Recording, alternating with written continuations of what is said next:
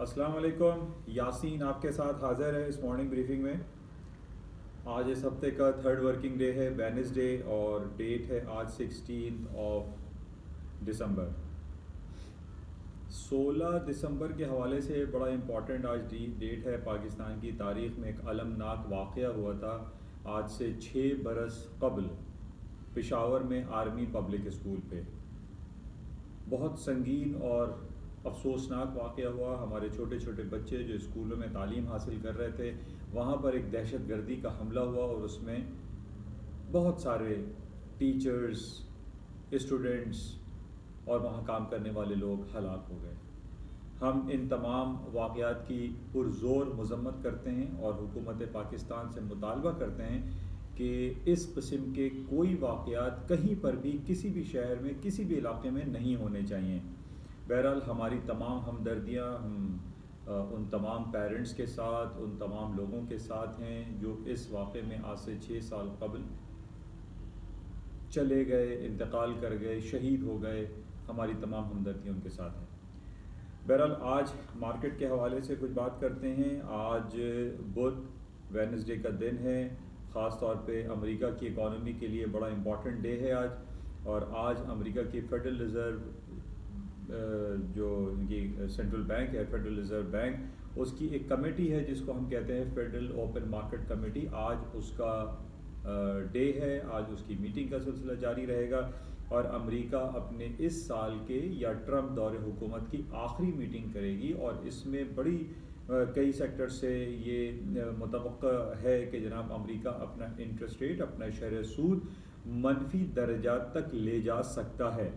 پچھلے 4 سالوں سے, جب سے ٹرمپ صاحب کا دور حکومت سن 2016 سے سٹارٹ ہوا, اس وقت سے ہم یہ سنتے چلے آ رہے ہیں کہ جناب ٹرمپ صاحب یہ کہتے ہیں کہ امریکہ کا شرح سود منفی درجات تک جانا چاہیے, یا کافی وہ 0% پہ بھی کہتے رہے. بہرحال جب ان کا دور حکومت شروع ہوا تو تقریباً 2.5 سے 3% امریکہ کا شرح سود چل رہا تھا. وہ گھٹاتے گھٹاتے آج اس وقت امریکہ کا شرح سود 0 سے لے کے 25 بیسس پوائنٹ تک چل رہا ہے. اب یہ کہا جا رہا ہے کہ اس شرح سود کو بھی کم کیا جائے, منفی درجات تک لے کے جایا جائے. آج بہرحال رات کو پاکستانی وقت کے مطابق 12 بجے اس کا اناؤنسمنٹ ہوگا, اور اس میں ہم یہ چیک کریں گے کہ اس اناؤنسمنٹ کے بعد آیا وہ انٹرسٹ ریٹ 0 پہ رکھتے ہیں یا منفی درجات تک لے جاتے ہیں. اس کے آدھے گھنٹے کے بعد ان کی پریس کانفرنس شروع ہوگی. اس پریس کانفرنس میں ہم یہ دیکھتے ہیں کہ آئندہ کا لائحہ عمل کیا اختیار کیا جائے گا اور کیا انڈیکیشنز ہمیں ملتی ہیں. بہرحال جو پچھلے 1 سال سے کرونا وائرس پینڈیمک کے حوالے سے جو سلسلہ چل رہا ہے وہ آپ کے سامنے ہے. پوری دنیا اس عذاب کا شکار ہے اور بہت سارے ممالک میں شٹ ڈاؤن اور لاک ڈاؤن کا سلسلہ ابھی تک برقرار ہے. آج بھی ہم یورپ کے ڈفرینٹ کنٹریز میں دیکھ رہے ہیں کہ کمپلیٹ لاک ڈاؤن ہے. جرمنی میں ہے, فرانس میں ہے, برطانیہ میں ہے. لاک ڈاؤن اور شٹ ڈاؤن کی صحبتیں لوگ برداشت کر رہے ہیں, اور انہی لاک ڈاؤن اور شٹ ڈاؤن کی وجہ سے جو اوور آل اکنامک سچویشن ہے, جو اکنامک جو ایکٹیویٹیز ہے وہ مدھم پڑی ہوئی ہے, کم ہو رہی ہے. اور انہی بیسس پہ بہت سارے ہمارے پاس جو رپورٹس آتی رہتی ہیں اس میں یہی کہا جا رہا ہے کہ پوری دنیا میں لے آفس کا سلسلہ بھی جاری ہے اور لوگوں کی جابس لے آفس ہو رہی ہیں, لوگوں کی جو ان امپلائمنٹ ریٹ ہے وہ بڑھ رہا ہے.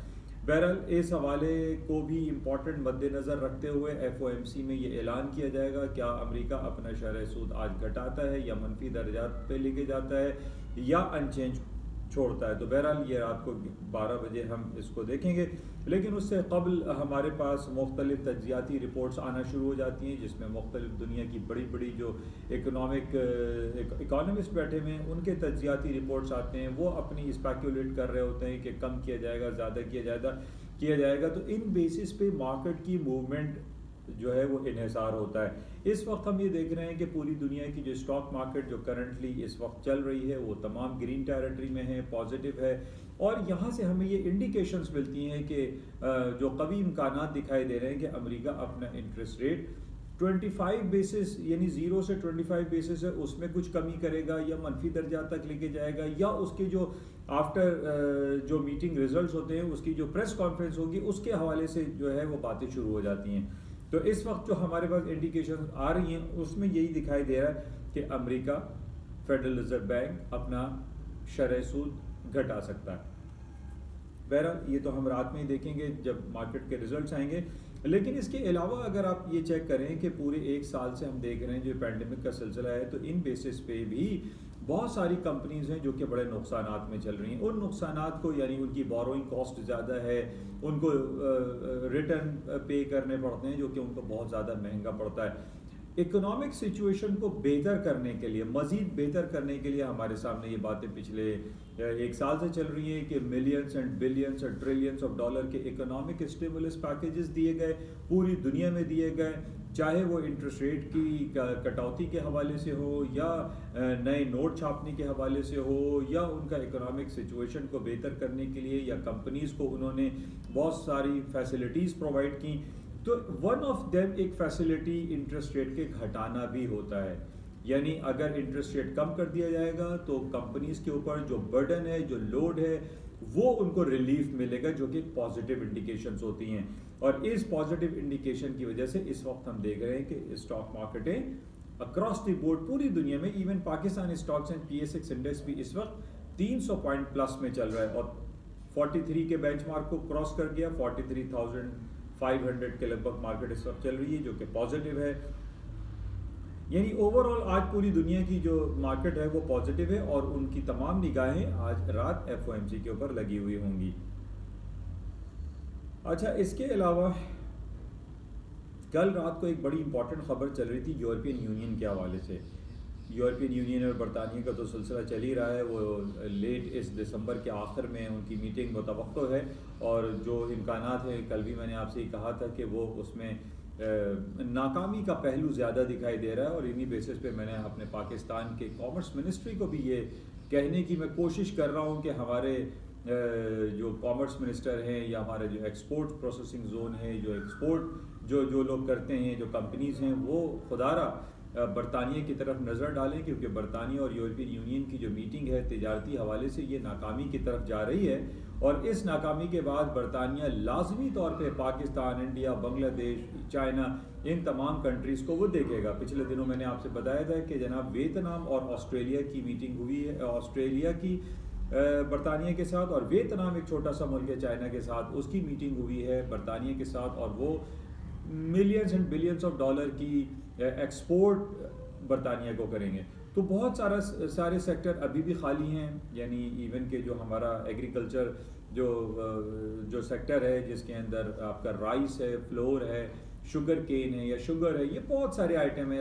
ظاہر ہے پاکستان ایک ایگری بیسڈ کنٹری ہے تو ہماری بہت ساری ایکسپورٹ برطانیہ لے سکتا ہے, تو اس حوالے سے دیکھنا چاہیے. اچھا, اس کے علاوہ ایک کل یورپین یونین میں بہت امپورٹنٹ میٹنگ ہوئی ہے اور یہ بڑی سمجھنے کی ضرورت ہے کہ دنیا کی 4-5 جس کو میں فین گروپ آپ لوگوں سے کہتا رہتا ہوں کہ Facebook, Apple, Amazon, Alphabet, Google, Netflix, Microsoft, Intel, IBM, یہ وہ تمام بڑی بڑی کمپنیز ہیں جو کہ جائنٹ کمپنیز ہو گئی ہیں, جس کو میں آپ کو ایک کہتا ہوں کہ جناتوں والی کمپنیز ہیں, یا یہ وہ کمپنیز ہیں جو ٹو بگ ٹو فیل ہیں. یہ کبھی فیل نہیں ہو سکتی, ان کو فیل ہونے کے لیے بھی سالوں چاہیے. جس طریقے سے پچھلے 8-10 سال پہلے آپ کو یاد ہوگا کہ اینرون کمپنی تھی, بلیک راک تھی, بہت سارے بینکنگ جو لیمن برادرز تھے, یہ اتنے بڑے جائنٹ کمپنیز ہیں, ان کو فیل ہونے میں بھی سالوں لگتے ہیں. تو وہ تو بہرحال اس کا کمپیریزن ان سے تو ہے ہی نہیں. یہ جو کمپنیز ہیں جو triple A's, Apple, Amazon, Alphabet, Google, Facebook اور یہ مائکروسافٹ ہیں, جو کہ $1 ٹریلین انڈسٹریز بن چکی ہیں, کمپنیز بن چکی ہیں, یہ بیسیکلی ڈکٹیٹ کر رہی ہیں ڈفرینٹ کنٹریز کو, ڈفرینٹ کنٹریز کے صدور کو, ڈفرینٹ کنٹریز کے وزرائے اعظم کو یہ ڈکٹیٹ کرتی ہیں. تو ان بیسس پہ یورپین یونین میں ایک سخت قانون پاس ہوا ہے اور ان کو اس بات کا اندیشہ ہے کہ کل کو ایسا نہ ہو کہ یورپین یونین اور ڈفرینٹ کنٹریز کے جو صدور اور وزرائے اعظم ہیں یہ ختم ہو جائیں اور ان کی جگہ ان کمپنیز کے CEOs آ جائیں اور چیف ایگزیکٹو آفیسر جو ہوتے ہیں ان کمپنیز کے, وہ ڈکٹیٹ کرنا شروع کر دیں ان تمام صدور اور وزرائے اعظم کو. تو ان بیسس پہ ایک بہت سخت قانون سازی کی گئی ہے یورپین یونین کی طرف سے, اور خاص طور پہ انہوں نے امیزون, فیس بک اور گوگل کے حوالے سے یہ بات کہی ہے کہ ان کو کنٹرول کرنا پڑے گا, ادروائز کل کو یہ پوری دنیا پہ رول کرنا شروع کر دیں گی یہ کمپنیز. یہ کمپنیز کل ان کے سی ای اوز جو ہیں یہ زیادہ پاورفل ہوں گے کسی بھی صدور کے، کسی بھی وزرائے اعظم سے. تو اس حوالے سے انہوں نے ایک قانون سازی کی ہے اور اس حوالے سے اس کو امپلیمنٹیشن کیا جا رہا ہے ٹو کرب یہ جو تمام پرابلمز ہیں. تو بہرحال اس کو آپ دیکھیں اور اس کو سمجھنے کی کوشش کریں کہ یورپین یونین نے اس حوالے سے کیا قوانین پاس کیے ہیں جو کہ کہتے ہیں کہ ڈیموکریسی کے لیے بھی یہ خطرہ ہے اگر یہ کمپنیز بہت زیادہ پاورفل ہو جائیں. وہ بہرحال یہ پاورفل ہیں فی الحال ابھی اور بہت سارے کام یہ کر رہی ہیں. اچھا اس کے علاوہ جو امریکہ کی خبر ہے اس میں ٹرمپ صاحب کی شکست ہو چکی ہے اور جو بائیڈن صاحب کو انہوں نے پریزیڈنٹ قبول لیا ہے ریپبلکن کے یا جو لوگ ہیں ایون کہ جو ٹرمپ کی پارٹی کے جو لوگ ہیں وہ بھی اب جو بائیڈن کو ایز اے صدر ایز اے پریزیڈنٹ ایکسیپٹ کرتے چلے جا رہے ہیں. اور یہ بات سامنے صاف نظر آ رہی ہے کہ اب ٹرمپ صاحب کا دور حکومت اپنے خاتمے کی طرف ہے.